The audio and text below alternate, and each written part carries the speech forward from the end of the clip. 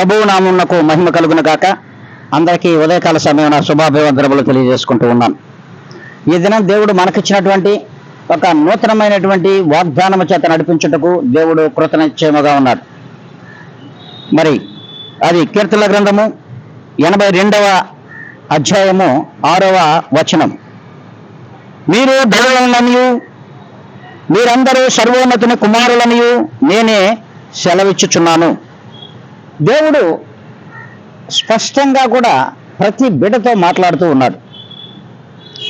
ఎందుకు జనులను దైవములని దేవుడు అంటున్నాడు? ఇది మొదటగా మనము తెలుసుకోవాల్సిన విషయం. మనము దేవుని యొక్క ఆత్మను ధరించుకుని ఉన్నాం కనుక ప్రభువైన యేసుక్రీస్తు యొక్క పరిశుద్ధాత్మను మనం పొందుకున్నట్లయితే కేవలం ఖచ్చితంగా మనం అందరం కూడా దైవములని దేవుడు సెలవిస్తున్నాడు. అంతేకాదు, మరి దేవుడు అంటున్నాడు ప్రతి హృదయము కూడా దేవుని ఆత్మతో నింపబడి ఉంది కనుక పరిశుద్ధాత్మతో నింపబడినటువంటి ప్రతి బిడ్డ కూడా దేవుని కుమారులు కుమార్తెలుగా దేవుడు వర్ణిస్తున్నాడు.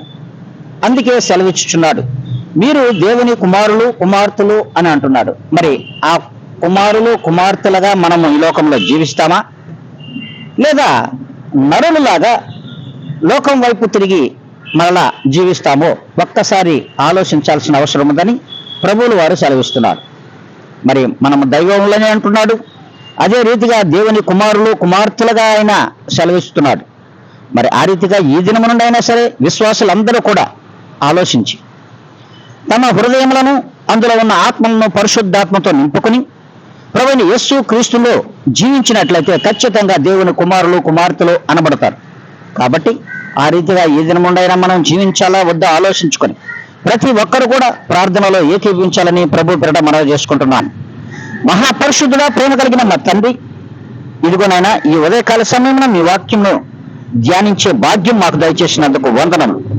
నాయన, మీ వాగ్దానము చేత మీ ప్రియ బిడ్డలందరినీ మమ్ములను నడిపించమని ప్రభువైన యేసుక్రీస్తు యొక్క గొప్ప ఘనమైన నామంలో ఇదిగోనైనా మమ్మల్ని మేము మీ పాదములకు సమర్పించుకుంటూ అడిగి వేడుకొని ప్రార్థించి పొంది ఉన్నాం మా ప్రియ గొప్ప పరలోకపు తండ్రి. ఆమేన్.